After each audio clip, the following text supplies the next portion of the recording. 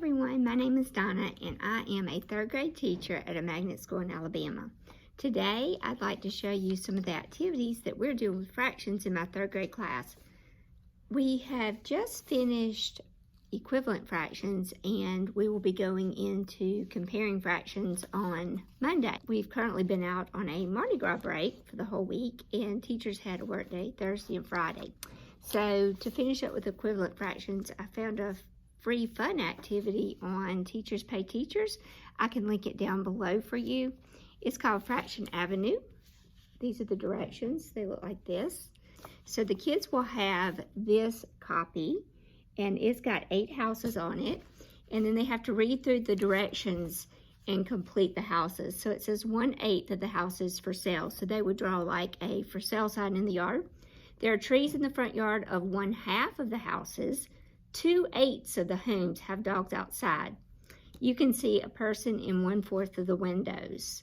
So they're going to have to be able to say 1/4 is equivalent to how many 8s to be able to do this activity. So we're going into comparing fractions.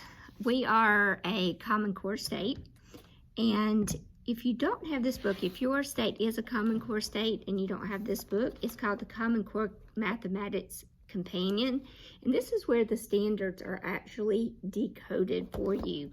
So they really break those standards down. Of course, the NF standard, the fraction standard, is a huge standard, and we've been working on all 3 of these standards for an entire quarter, which is 9 weeks for us. So we are about to finish this up. We've got 2 weeks left in our quarter. So the standard that my kids will be working on this week is compare 2 fractions with the same numerator or same denominator by reasoning about their size. The reason I really love this book is because it breaks down the standard and it tells you what the teacher does and then what the students do.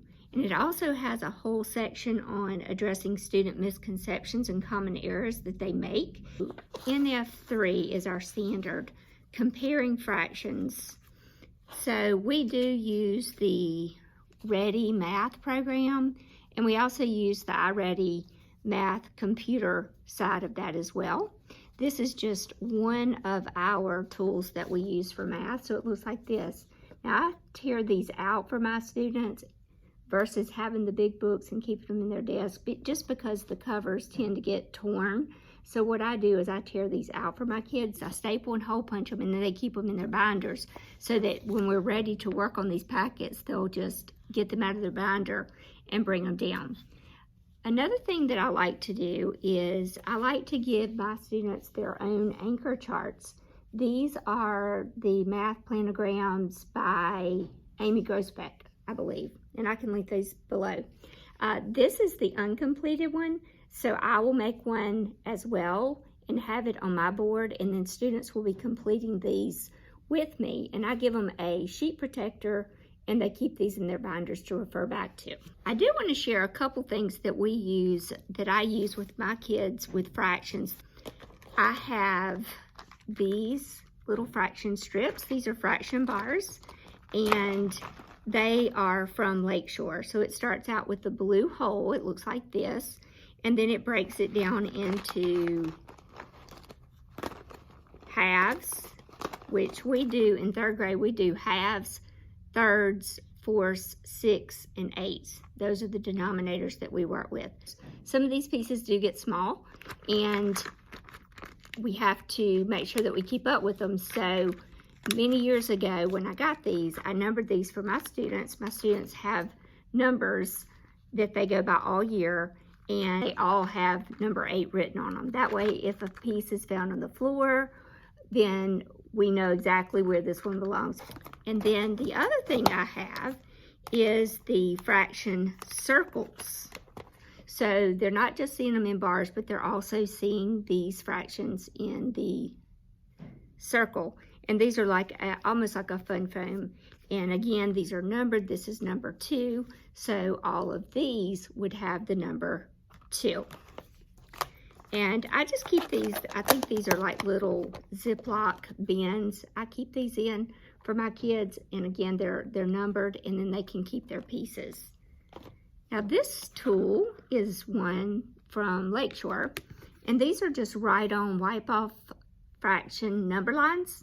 And we have two different boxes. I think the box I have here goes, let's see, it's number lines in 4s, 6, and tenths. Of course, I don't use the tenths. And then I have another box that does the halves and the thirds and the fourths. So students can actually write on these and wipe these off. You can also see that the equivalent fractions are matched up underneath it. And another neat thing I did with my kids is had them make a number line. It had all the denominators we work with, all the fractions that we work with, and I poked holes at the ends of the number lines, and they put a pipe cleaner through it with a bead, and they keep that in their binder to help them with their homework or to work on anything with fractions at home. And they can actually slide the beads to tell us if a fraction is equivalent. So that's been a great tool for them to use. All right, so with our Ready Math program, I already told you that I like to tear out the lessons and form a little packet for my students. And so what I do is I hole punch these. I'm just going to show you. I have my own hole puncher here, and we do have some at the school, but I really enjoy having this one in my classroom. So I can link it below. I'm pretty sure this one came from Amazon, so I will look it up and link it below. So what I do is I just punch holes in it, in each one.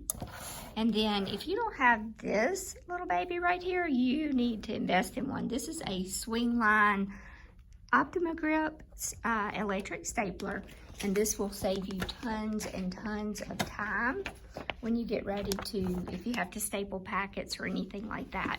So you just put it in.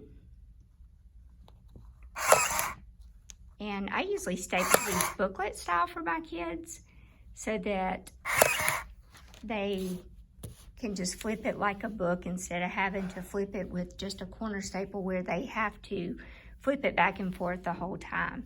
So this is, again, it's a Swingline stapler, electric stapler. It works well. I've probably had this one for about, I don't know, maybe 4 years, and it has worked well. It's held up. I would highly recommend it. I also want to show you, we have a subscription to Nearpod and Flocabulary, and I want to show you one of the videos that I use for my students with fractions. And if you haven't heard of Flocabulary, I would definitely recommend trying it out because they are hip-hop songs. They are so engaging to the kids.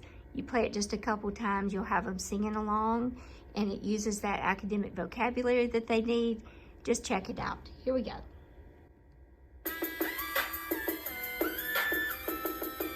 Welcome to the fraction party. Flocab. Jada's like a ninja with her snacks. She's got a pizza and she chops it in half. Now she has a fraction. I wonder, what is a fraction? Part of a whole number. When you break a whole into equal parts, then you have a fraction. And see, we'll start by counting all the pieces. If they're the same size, write that number below the line. That's one part, and that makes 2. So 2's the number we put here. Yeah, true, that's the denominator. The total pieces, then count the pieces that you are dealing with. Jada takes 1 piece, so we write 1 above the line. Yeah, now we're done. That number on top is the numerator. Jada snacking on pizza, we'll see her later. All right, so that gives you an idea of the fraction sum that we use in Flocabulary. Flocabulary is great for every subject, actually. I use it in ELA, science, social studies, and math. If you want to check it out, it is definitely worth the money. I think you can do you can do it for $12 a month. There's also a 30-day free trial, so I would definitely check it out. At least get your 30 days, see what you think. I am going to give you just a little sneak peek at my classroom. I am starting to actually transform this into, I want to be a total flexible seating classroom. Right now, I am in the process of getting more tables. I have stools for my kids to sit on. I have the wobble seats that they can put in their chairs. I have just the metal stools in the very back at that table. So I'll just kind of pan around for you to see.